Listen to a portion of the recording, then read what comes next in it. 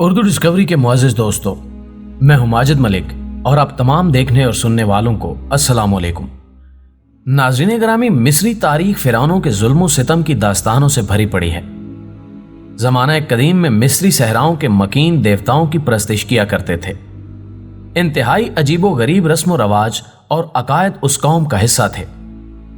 मिस्री कौमों पर हुकूमत करने वाले फ़राइन ने मातहत लोगों से अपनी पूजा भी करवाई।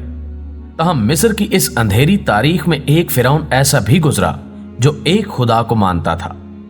तारीख के सफ़ात पर उसे आखन आतन के नाम से लिखा और पढ़ा जाता है। अपनी दानाई और कमाल सलाहियतों के बलबूते पर उसे मिस्र के अलावा दुनिया भर में शोहरत हासिल रही। आज की इस दिलचस्प वीडियो में हम आपको आतन आखन की हयात जिंदगी से मुताल्लिक अहम हकायक से आगाह करेंगे। इस फ़िरौन ने किन किन कामयाबियों को समेटा, इस पर भी आज के इस दिलचस्प वीडियो में बात की जाएगी। तहम तारीख के सफ़ात खोलने से कबल यहाँ हस्बे रिवायत चैनल पर नए आने वाले दोस्तों से ये इल्तमास करते चलें कि पहले उर्दू डिस्कवरी को सब्सक्राइब करते हुए साथ मौजूद घंटी के बटन को भी दबा दें ताकि इल्मी, अदबी और तारीखी वीडियोस की नोटिफिकेशन आप तक बर वक्त पहुंच सके। नीज हमारी इस मेहनत का सिला वीडियोस को लाइक करके जरूर दिया कीजिए ताकि मजीद वीडियोस का तसलसल बरकरार रखा जा सके। तो आइए नाजरीन, चलते हैं आज के इस तारीखी मौजू की जानिब। मुअज़्ज़िज़ ख़वातीनो हज़रात, बहुत ही कम लोगों को यह इल्म होगा कि हज़रत मूसा अलैहिस्सलाम की पैदाइश से कोई 80 बरस पहले एक ऐसा फ़िरौन भी गुजरा है जिसे तारीख़ इंसानी के पहले मोहित बादशाह, नामवर फ़लसफ़ी और इंसान दोस्ती के अवलीन इल्म बरदार की हैसियत हासिल है। ये आमून होतब चहारम के नाम से मिस्र के तख्त पर जलवा अफरोज हुआ, लेकिन इस फ़िरौन ने 4 साल हुकूमत करने के बाद अपना नाम तब्दील करके आखनातून रख लिया और अपना मजहब भी तब्दील कर लिया। फ़िरौन आखनातून का ताल्लुक मिस्र के 18वें हुक्मरान खानदान से था, जो तारीख़ इंसानी के चंद नामवर तरीन खानदानों में से एक है। उन्होंने मिस्र पर 250 साल हुकूमत की और यही मिस्री तहजीब की इंतहाई अरूज के 250 साल थे। कुछ लोग आखनातून नामी इस फ़िरौन को हज़रत यूसुफ अलैहिस्सलाम से मुंसलिक कर देते हैं, जो कि एक तारीखी गलती है, क्योंकि हज़रत यूसुफ अलैहिस्सलाम और आखनातून के अदवार में बहुत ज़्यादा फ़र्क पाया जाता है। अक्सर मुअर्रिखीन इस बात पर मुत्तफ़िक हैं कि हज़रत यूसुफ अलैहिस्सलाम का दौर 2000 कबल मसीह से 1600 कबल मसीह के दरमियान का है। उस दौर में मिस्र पर हुक्मरानों का 12वां खानदान हुकूमत कर रहा था। मुअर्रिखीन का मानना है कि हज़रत यूसुफ अलैहिस्सलाम 12वें खानदान के बादशाह सिसोट्रस दोम के अहद में मिस्र लाए गए, लेकिन आप अलैहिस्सलाम ने सिसोट्रस सोम के दौर में अरूज हासिल किया। सिसोट्रस सोम का शुमार मिस्र के बड़े फातहीन और काबिल तरीन हुक्मरानों में होता है। 71 साल मिस्र में रहने के बाद जब हज़रत यूसुफ अलैहिस्सलाम इस दुनिया से रुखसत हुए तो वो दौर सिसोट्रस सोम के बेटे आमन मुहाद सोम का था। मुअज़्ज़िज़ दोस्तों, आखनातून नामी फ़िरौन हज़रत मूसा अलैहिस्सलाम से चंद ही दहाइयां कबल गुजरा है। कहने को तो आखनातून ने महज 26-27 साल की उम्र पाई और सिर्फ 17 बरस हुकूमत की, लेकिन इसकी शख्सियत को तारीख़ आलम में जो अहमियत हासिल है वो दुनिया के चंद ही हुक्मरानों को नसीब हो सकी है। आखनातून ने जब हुकूमत संभाली तो मिस्र दुनिया की सबसे बड़ी पापायत के पंजे में गिरफ्तार था। लातादाद देवी देवता मिस्रियों पर मुसल्लत थे और उनके पुजारी इस कदर साहिब इक्तिदार थे कि फ़िरौन वक्त किसी भी हालत में उनसे जरा सी भी परखाश मोल लेने को तैयार ना था। मिस्र उस दौर की सबसे बड़ी ताकत था, इसीलिए दुनिया के हर गोशे से यहाँ लड़कियां, गुलाम और कनीजें लाई जाती। ये लोग अपने साथ अपने देवी देवताओं को भी लाते। चुनाचे मिस्र उस वक्त बुत परस्ती और शिरक का सबसे बड़ा मरकज था। दूसरी तरफ आखनातून अपनी पैदाइश से ही बहुत कमजोर और बेडोल सा बच्चा था। उसे मिर्गी के दौरे भी पड़ा करते थे। माँ बाप अपने इकलौते बेटे की जिस्मानी साख्त पर दिन रात करते रहते थे।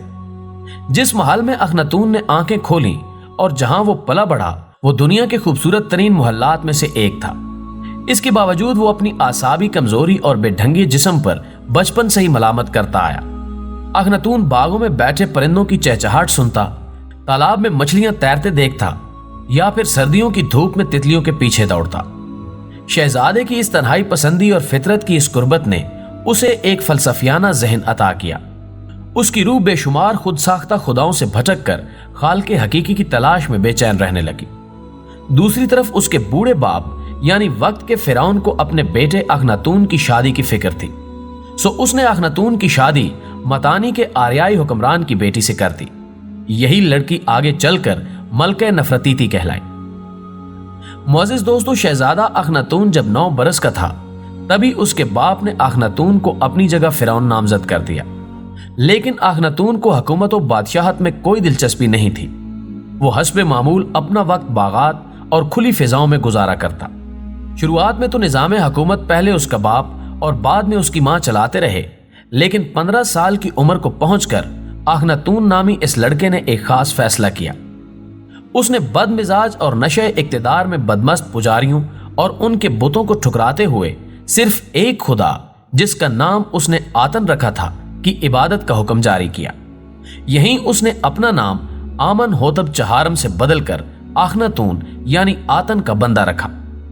اس نے نہ صرف بتوں کو ٹھکرایا بلکہ اپنے خدا آتن کی کوئی مورتی یا تصور بنانے کی اجازت بھی نہ دی۔ لیکن مصریوں کو اپنے محبوب ترین دیوتا اوزائرس پر پابندی گوارا نہ تھی۔ یہ تاریخ میں پہلا موقع تھا کہ جب مصریوں کے ہزاروں سال پرانے اس دیوتا اوزائرس کو چیلنج کیا گیا۔ بہت سے کہنوں اور پجاریوں نے اعلانیہ بغاوتیں کی، لیکن اخناتون کے قابل سپہ سالار ہورم ہوب نے ان سب کے ہوش ٹھکانے لگا دیے۔ اخناتون کا اگلا بڑا فیصلہ دارالحکومت کی تبدیلی تھی۔ اس نے موجودہ قاہرہ سے کوئی 160 میل دور نئے دارالحکومت کی تعمیر کا حکم دے دیا۔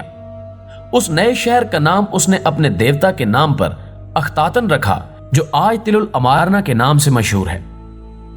اردو ڈسکوری کے معزز دوستو، 17 برس کی حکومت کے بعد اس کی صحت جواب دے گئی۔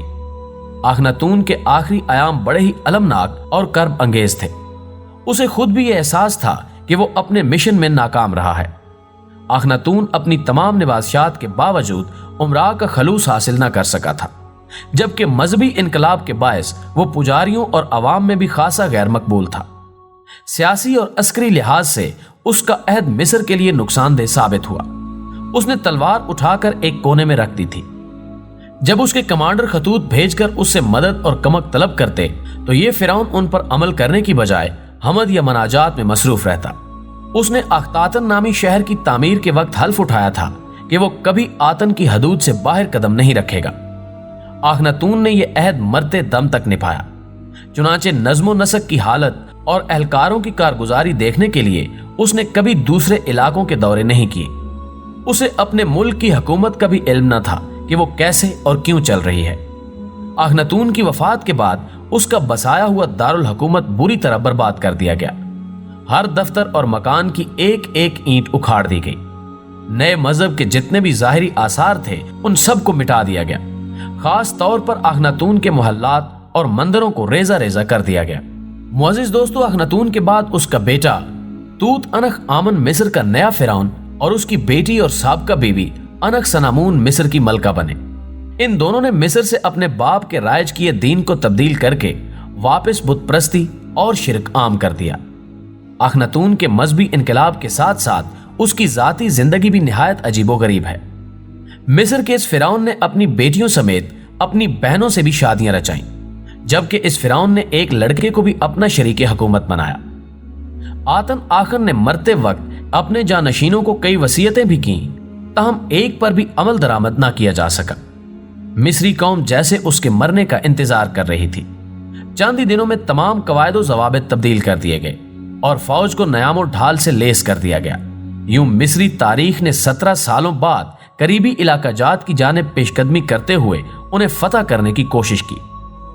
آتن آخن کے دور میں مصری فوج پرانی سرحد سے 1 فٹ آگے نہ بڑھ سکی، جس کی اہم وجہ یہ تھی کہ آتن ایک امن پسند فرعون تھا، لیکن مصری قوم طاقت کے بلبوتے پر ارد گرد کے علاقہ جات پر قبضے کی خواہاں رہی۔